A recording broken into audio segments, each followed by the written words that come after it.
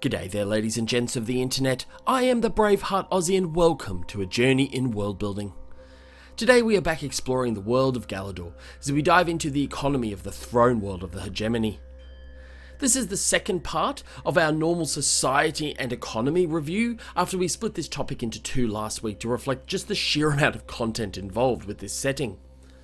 As I flagged last week, the focus of this review and deep dive will be on the planet of Galadur itself. However, as we saw from the most recent lore video, often the best way to view a planet or a setting is from the outside in, and this is particularly the case when it comes to the society and economy of the throne world, given the strong relationship between the planetary and wider regional economies.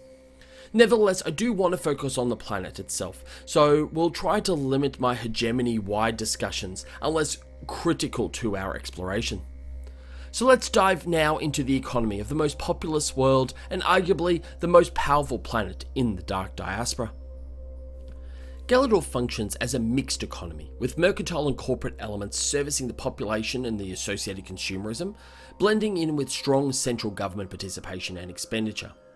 This approach is necessary given the competing interest in Galadur society for resources between its sizable population, the profit-making motivations of its megacorporations, and the substantial tax, royalty, and sovereign estate funding sources and expenditure of the God King and his political, administrative, and military extensions. Starting on the consumer front, Galadur functions similar to many other planets with sizable populations in the Dark Diaspora in providing guaranteed supply and price controls of basic human necessities, namely artificial food supplies and basic clothing allowances. There are also controls in place to ensure availability of housing is guaranteed, and rents and other financial contributions to housing by households are limited to the share of earnings. This is typically enforced through the megacorporations themselves, through large megastructure cities operating as effectively as company towns, who provide housing and basic foodstuffs for their workers. As such, the megacorporations themselves are highly diversified in their production, in part to ensure the needs of their workforce are met to maximize their productivity and efficiency in their economic participation. This contributes to the planet as a whole being somewhat self-sufficient on basic human needs, which sets it apart from much of the diaspora outside of the largest planets, and is a reason why, despite a comparatively low socio-economic score compared to other advanced parts of the galaxy, Galadur remains a highly attractive migration destination, particularly for those in the hegemony. Outside of basic necessities, other goods and services operate in a more traditional market economy, though once again, choice and competition tends to be limited, and there's strong demand for imports for organic food outside of that grown on the planet's hydroponic systems, as well as fashion, consumer electronics, and other discretionary expenditure items. While there is some economic incentive to offset the imports that are brought in to meet the needs of the population, through the export of the prodigious artificial food production capacity of the planet, this is viewed as a high-risk opportunity. The aristocracy, the court of the God King, and the owners of the major corporations are all aware of the need to ensure basic food supplies to the population of the planet are guaranteed at all times, as the risk of revolt and revolution is something that those in power are acutely aware of. As such, the export of manufactured food items from the planet is typically limited to batches of carbo bricks and protein strips that are nearing expiry, and it's not uncommon to find expired Galadur food rations feeding entire outposts or settlements across the northwest quadrant of the diaspora. A major feature of the planetary economy is that of the megacorporations. These corporate entities are typically owned or highly aligned with the aristocratic and citizenry interests of the planet, and there's a strong centralized ownership and oligopolistic style of mercantile approach to the economy and the corporate endeavors of the world. As flagged earlier, these megacorporates are highly diversified in their production, not only to support their workforce and meet the needs of their population, but also to guarantee supply chain inputs as well as production and distribution pathways to maximize profitability. This vertical integration, however, is typically centered around a royal charter, which provides each of the megacorporations with a distinct monopoly over a certain product or technology within Galadur or hegemony society. There are examples of smaller megacorporations that do operate in the absence of having a central royal charter for their foundation. However, they typically have guaranteed or perpetual procurement contracts from the Crown, which affords them a similar, albeit slightly lower degree of monopolistic position within a wider economy. Royal charters include exclusive authority for the extraction and import and export of strategic raw materials and refined metals and materials. Specific production items used extensively throughout the hegemony, such as modular habitats and strategic multi-purpose technologies used for both civilian and military applications. An example of this is the exclusive control and operation of the Galadur Titan shipyards and foundries in orbit of the planet by the Maximilian Industrial Corporation. This megacorporation has held exclusive tenancy and lease over the shipyards for almost 2 centuries, which are technically owned by the Crown, but also maintain all patents and production contracts with the larger bespoke military and civilian production outputs associated with Galadur itself. Other examples of chartered monopolies include pod production, control of the principal orbital launch platform, and a charter of discrete colonial and extraplanetary holdings, both within and outside of the system, including within the wider hegemony. This mix of megacorporate mercantilism and aristocratic ownership flies in the face of the restrictions that are placed in Galadur society on the aristocratic class from operating and owning large-scale businesses or corporate enterprises. In most cases, ownership of the megacorporations by aristocratic families are grandfathered in, meaning that they were citizens when they first established the businesses but have become aristocrats since then. However, for new enterprises, this restriction means that aristocrats need to partner with a citizen family in order for certain commercial enterprises and investments to be made. The reason for this restriction is to prevent aristocrats from having direct population-focused businesses that would potentially be the front for the creation of pseudo-patron systems that would undermine the authority of the God King. For example, aristocrats are unable to own direct food, clothing, or other consumer-focused retail enterprises, and so therefore such enterprises are typically owned by citizens, though often a sizable minority of the holdings of the corporate shares vest with aristocratically owned businesses and corporations. Despite this, there are diverse parts of the economy which are owned and operated exclusively by citizens, including much of the private banking and finance sector, as well as non-bulk charter companies and shipping enterprises, as well as parts of the equipment manufacturing that feeds into the production associated with megacorporate chartered monopolies. This division and restriction on the ownership extends to property, in which physical land holdings on the planet, including the tenancies within megapolis structures themselves, are limited to aristocratic families and their associated megacorporations. So in effect, while there is restrictions on the creation of a direct population servicing based patron model, the corporate citizen relationship, along with the ownership of all tenancies, has created a housing or corporate based patron model that functions. However, this is seen as a far less of a threat to that of the hegemony and the God King in terms of his centralized power, and therefore is generally tolerated. Nevertheless, the division of responsibilities between the megacorporations and the wider citizenry-based commercial enterprises has led to a burgeoning citizen-based corporate economy and led to certain citizen families having massive, even tremendous wealth and economic power that rivals and even supersedes some aristocratic families. The planet has a net need for natural resources to input into planetary and orbital production, in part due to the low level of resource availability within the planet's crust, as well as within the system as a whole, but also due to the prodigious production capacity of the economy.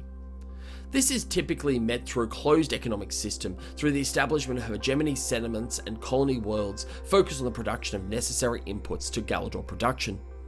This was a major driver for the initial outward push by the God King into surrounding worlds and systems, and now sees resource flows in and out of Galadur as the single largest movements of resources and pod flows in the galaxy, rivaling only Lost Serion in the Tyson Sector Compact, Janfar, and the Unity Entity 1 at Dancer's Leap. Unfortunately for Galadur, many of the worlds and systems in the northwest quadrant of the galaxy share its proportionally low composition of minerals and valuable resources, particularly when it comes to rare earth minerals, and there is considerable focus on the establishment of new mining activities within the hegemony to meet local planetary needs. Despite this, there is strong continued reliance on imports from Fringe World Alliance and Galadur-linked transports, as well as free flagger movements to and from the worlds and the Fringe World Alliance are equally prodigious in value to that of pod arrivals. Despite the prodigious nature of the hegemony resource production and its significant target of investment and growth, resource shortages in supply chains remain a critical issue of concern and constrain the growth of the Galadur economy. While pricing controls will often prevent inflationary pressures from these shortages from flowing into the population, this can result in some supply shortages in goods periodically appearing in the economy when there are transport issues or where demand from military and bureaucratic sources in the economy have the effect of crowding out private demand. Maintaining certainty in the stability of these interstellar supply chains and the ability to mass produce all basic necessary requirements of the population is of the utmost critical priority of the Galadur economy and its governance. Other than this, major imports to the planet tend to be specific bespoke technologies or items that just cannot be found or produced in the hegemony itself. This includes, for example, refined Copernican resonance crystals from Copernicus itself, which function as super-light communication nexus points within the controls of the largest interstellar warships. This highlights a major focus of the Galadur economy, which is that of ship production. As mentioned earlier, the Maximilian-owned Titan Orbital Foundry and shipyards are the single large producer of non-pod bespoke starships in the galaxy, and at latest count, upwards of 4 in 10 of every non-pod starship at the time of the diaspora was produced at these shipyards. The production of these shipyards is so prodigious that when operating under full wartime conditions, it is estimated that Galadur can produce 4 fully armed and operational frigate-class warships a month. This rate of production would take away from civilian and transport-related ship production and has only been reached during the early years of the war with Khoton. Other major orbital production exports include habitats, automated pods, anti-gravity field manifolds, micronuclear fusion power generators, modular planetary infrastructure, environmental suits, and other surface planetary attire, and industrial hydroponic systems, and weapons and arms. This leads into the next part of the economy, which is the Politico military-industrial complex, centered around the God King, their consumption at the court and at the capital city and imperial palace under the Gaia Dome, and the maintenance of the bureaucracy, the sovereign estate, and the military of Galadur. This pseudo-military sovereign element within the Galadur economy is estimated to be as large as 1/3 of all economic activity of the planet, and at the time of the Dark Diaspora, military spending by the Galadur government averages between 5 and 7.5% of GDP. This includes both the sustaining of the Galadur military, which includes extensive deployable army elements in excess of 1 million troops trained in planetary invasions and shipboarding as marines, and with support columns of planetary armor and atmospheric vehicles. It also includes the largest part of the armed forces, which is the Galadur Navy. Galadur is one of the few planets within the galaxy that maintains a standing navy with bespoke multi-purpose naval vessels. At the time of the Dark Diaspora, Galadur maintains 47 naval vessels, the bulk of which are frigates, though there are 8 destroyer-class ships and 4 major combat carriers. In addition to this, there is a prodigious number of small picket-style craft, all of which have FTL capability, along with planetary landing craft, military supply ships, as well as an extensive number of rapid incursion craft for deploying ground troops and atmospheric flyers. The support of this military capability requires significant resources, even outside of wartime, and represents a major reason why, despite resource availability of Galadur through the hegemony, the planet's population is only 65% of the level of socioeconomic standard of Lost Earth at the time of the War of Cataclysm. Outside of the military, a significant share of local economic activities is linked to the sovereign administration and bureaucracy, the management of the sovereign estate and associated investments and holdings, as well as public and corporate infrastructure investment and construction on the planetary surface and in orbit. Much of this public expenditure is funded through a tithe profit-sharing arrangement between the Megacorporations and that of the God King's bureaucracy, administered through the Royal Treasury. These Megacorporation tithes account for about 20% of all planetary revenues. Outside of this, taxes are paid by the Megacorporations and other citizen businesses that secure indentured workers, with payments made to the Treasury on a per-worker basis. This has the effect of scaling the tax burden associated with corporate enterprises with the size of the enterprise itself and the number of indentured workers included. This also has the effect of creating an incentive for employment for residents for whom worker tax payments are not required, and therefore helps to equalize some of the attractiveness of resident workforce and prevents that from being a source of attention and revolt between the classes. Other sources of taxes include mineral royalties, export and import licenses, and the payments made by megacorporations linked to the maintenance of exclusive charters. However, the single largest source of revenue represents tributary payments by the hegemony world. While most worlds will provide physical resources, people and other valuable commodities as part of their tributes to the God King, as a series of financial payments are often sourced on a regular basis from planetary governance. Maintaining a balance of revenue sources represents a key objective of the Galadur royal treasury, and an over-reliance on any one can have the effect of creating incentives for social and economic revolt and destabilization. These revenue sources fund the maintenance of the sovereign bureaucracy, which operates as a pan-social and governance administrative apparatus. While elements of this funding also supports the maintenance of the imperial palace as it relates to diplomatic functions, as well as the structural integrity of the Gaia Dome itself, the majority of funding for the palace, sovereign court functions, as well as the maintenance of the God King and their family at the highest state of quality of living of really any person in human history, is funded principally through the sovereign estate. As I mentioned last time, the sovereign estate is the personal financial investment holdings of the God King and has been in operation now for several hundred years, passing from king to king. This means that the God King's personal financial position within the economy in terms of expenditure and outlays is not a burden on the wider economy itself, apart from the royal purse which is paid to the God King in his representative role as the head of state. In fact, investments by the sovereign estate are often a lucrative source of revenue and coin for investment into the hegemony expansion projects, as well as planetary infrastructure and megapolis establishment by aristocratic and citizen corporations, and are often seen as a sign of good faith contributions from the God King to major planetary and wider regional projects. Another major feature of the Galadur economy is the predominant use of the Galdollar. This currency is one of the few that exist outside of coalition credits from the coalition of merchants based out of the Tithes sector compact that has any genuine application beyond the borders of an individual economy or settlement. While there are other currencies linked to major powers, such as in Janfar known as the Mark, the predominance of the Galdollar in the hegemony and therefore trade with other parts of the north and southern west quadrants of the galaxy mean Galdollar's usage is second only to coalition credits in the interstellar transactions. The Galdollar is maintained as a sovereign-backed currency that includes both electronic credit disk as well as physical currency. Currency management is the responsibility of the Royal Bank of Galadur, which is headed by the God King, but operates as an independent institution responsible for monitoring currency appreciation against the coalition credits, as well as managing domestic financial interest rates and debt. So ubiquitous is the Galdollar is that it functions as a secondary currency in compact space itself, with a fixed conversion rate of $1.5 for every coalition credit, and credit discs issued by coalition merchants, financial guild, and administrative branches typically include capacity for the storage of dollars separate to that of credits on the same disk balance. Despite this formal fixed conversion rate, practical conversion rates can vary significantly depending on locations, with parties involved in the transaction often making decisions to up or increase the exchange rate depending on what's involved.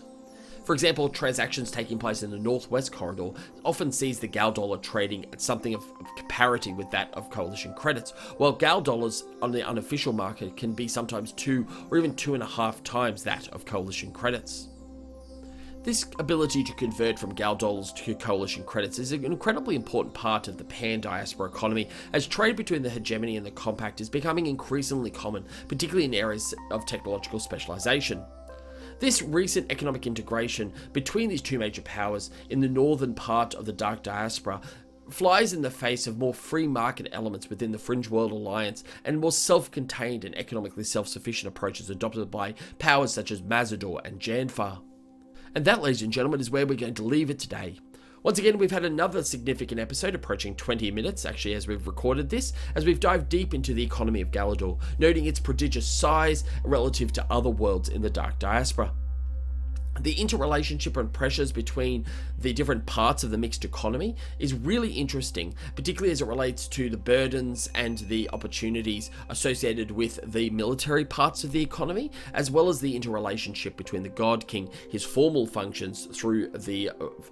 royal treasury, as well as his private functions through the sovereign estate. There are always significant pressures within Galadur in managing political and governance structures to make sure the prosperity of the planet is sufficiently attractive to continue to attract people from other parts of the hegemony, but not so great that the population servicing part takes away from that of the military and political elements, and that there's a constant balancing act that's taking place. Next week, we're going to be diving into some of the more local terrors, which are going to be focusing on the role of the slaves, in particular the role of slave combat as a source of entertainment and social conditioning, as well as the relative instability and tectonically, as well as temperature challenges of the planet. If you've enjoyed this episode, make sure you go and hit that like button, and also drop a comment in the section below with any questions or suggestions you might have of other topics to explore with this setting. As I flagged last week, once we've finished this series, we're going to be jumping into a series of faction episodes linked to the hegemony as a whole, which is going to be really interesting to explore in more detail. Some of that will look at how the hegemony tributary system works, but also maybe dive into some individual planets at a high level in order to get some flavor of the different thrall worlds, particularly those like Kopka, which we recently looked at as part of our lore episode. But that is it for today. Thank you so much. Hope you'll have a wonderful day, and may the journey continue. Hey!